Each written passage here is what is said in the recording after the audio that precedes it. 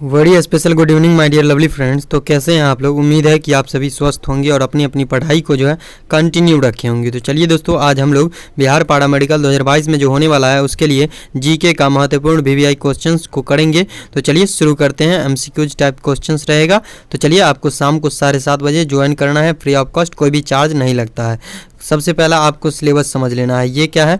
तो ये आपका सिलेबस है, इसे पूरा आप लोग समझ लीजिए, ठीक है। जब आप लोग किसी भी चीज़ का मतलब निचोड़ को समझिएगा तो ही आपका एग्ज़ाम क्रैक हो पाएगा दोस्तों। चलिए बढ़ते हैं। तो यहाँ पे कुछ सोशल मीडिया होल्डर्स है जिसको आप चाहें तो फॉलो कर सकते हैं। बाकी आप टेलीग्राम पे हमें ज्वाइन कर लीजिए, टेलीग्राम चैनल को ज्वाइन कर लीजिए। इससे आपको फ़ायदा क्या होगा कि जो भी क्लास चलेगा उसका नोट्स जो है वो टेलीग्राम पे मिल जाएगा मेरे हाथों से लिखा हुआ। तो चलिए क्वेश्चन की तरफ बढ़ते हैं हम लोग।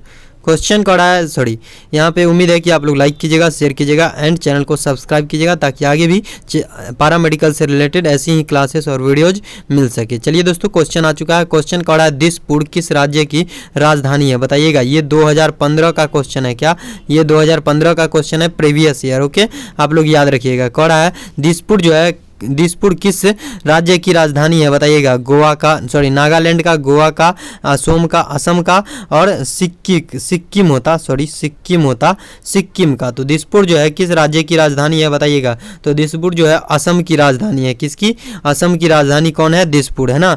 सिक्किम नहीं होगा, असम हो जाएगा। असम की राजधानी क्या है? सिक्किम। यानी कि जो भी लोग यहाँ पे कर रहे हैं असम को, उन सभी का बिल्कुल राइट आंसर है डियर लवली फ्रेंड्स। दिसपुर जो है किस राज्य की राजधानी है? तो असम की राजधानी जो है दिसपुर है, ठीक है। याद रखिएगा। क्वेश्चन की तरफ बढ़ते हैं। प्रीवियस ईयर क्वेश्चन है। दिसपुर जो है, दिसपुर किस राज्य की राजधानी है? यही क्वेश्चन है। अगला कड़ा है, जहांगीर के दरबार में आने वाला पहला अंग्रेजी व्यापारी, अंग्रेज व्यापारी थे, वो कौन था? उसका नाम पूछ रहा है। कैप्टन हॉकिंस था, सर टॉमस रो था, एडवर्ड टेडी था और इनमें से कोई नहीं। डी वाला तो होगा नहीं, इसलिए हमने काट दिया इसको। तो इसका राइट आंसर दीजिएगा। तो जहांगीर के दरबार में जो आने वाला पहला अंग्रेज व्यापारी जो थे वो थे कैप्टन हॉकिंस थे। कौन? कैप्टन हॉकिंस, ठीक है। अगला क्वेश्चन की तरफ बढ़ते हैं हम लोग और मैं कलर चेंज कर लेता हूँ, कलर। चलिए अगला क्वेश्चन की तरफ बढ़ते हैं। अगला क्वेश्चन ध्यान दीजिएगा। रंगीला जो है, रंगीला जो है ना,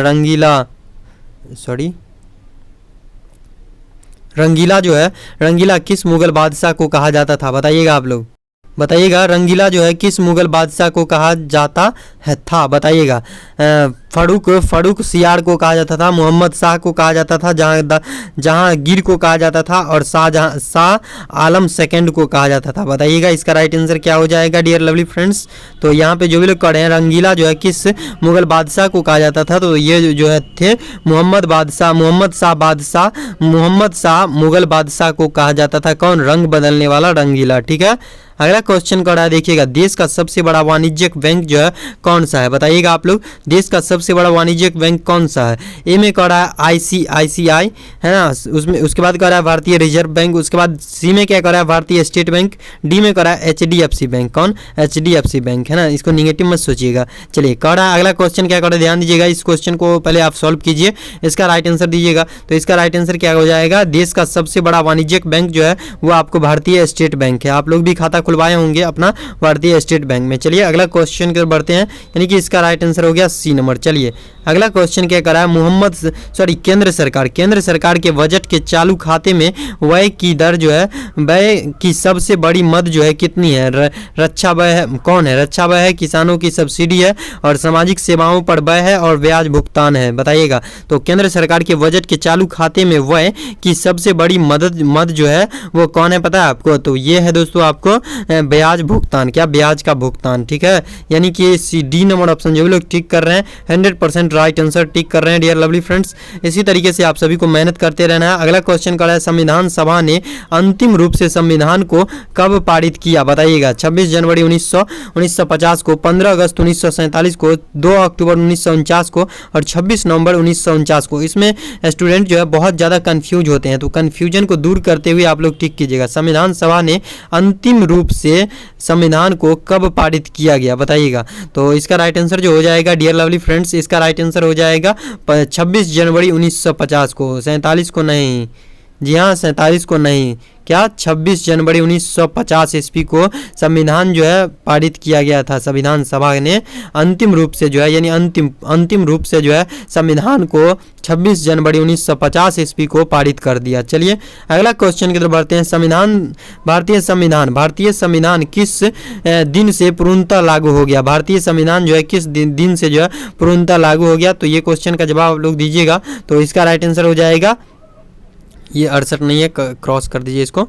ए में करा 26 नवंबर 1950, बी में करा 26 नवंबर 1949 और 26 अगस्त 1950 और डी में क्या करा 26 जनवरी 1950। तो बताइएगा इसका राइट आंसर क्या हो जाएगा। ऊपर आपने किया है तो मेरे हाथों का लिखा हुआ नोट्स आपको टेलीग्राम पे मिल जाएगा फ्री ऑफ कॉस्ट, कोई भी चार्ज नहीं लगता है, तो आप लोग फ्री ऑफ कॉस्ट ज्वाइन कीजिए। चलिए इसका राइट आंसर जो भी लोग कर रहे हैं 26 जनवरी 1950 ईस्वी को ऊपर अभी किए हैं ना आप लोग क्वेश्चन, वही क्वेश्चन तो है, घुमा के क्वेश्चन पूछ रहा है। तो चलिए अगला क्वेश्चन की तरफ बढ़ते हैं, यानी कि सी, इसका डी नंबर ऑप्शन बिल्कुल राइट है। चलिए बढ़ते हैं अगला क्वेश्चन की तरफ और कह रहा है पहले वित्त आयोग का गठन जो है, पहले वित्त आयोग का गठन 1950 ईस्वी में किया गया। इसके अध्यक्ष कौन थे बताइएगा। केसी नियोगी थे और केसी पंत थे और उसके बाद के संस्थानम थे और डी में कह रहा है वाई वी चौहान थे। बताइएगा इसका राइट आंसर क्या हो जाएगा। पहले वित्त आयोग का गठन 1951 ईस्वी में किया गया। इसके अध्यक्ष जो थे वो कौन थे? तो इसके अध्यक्ष जो थे दोस्तों केसी कौन थे? केसी नियोगी थे। कौन? केसी नियोगी थे। ठीक है, याद रखिएगा, बिल्कुल राइट आंसर दे रहे हैं आप लोग।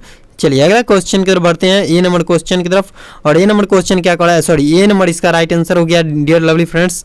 अगला क्वेश्चन की तरफ बढ़ते हैं। चंपारण में किसानों को किसकी खेती करने के लिए जो है तिनकटिया पद्धति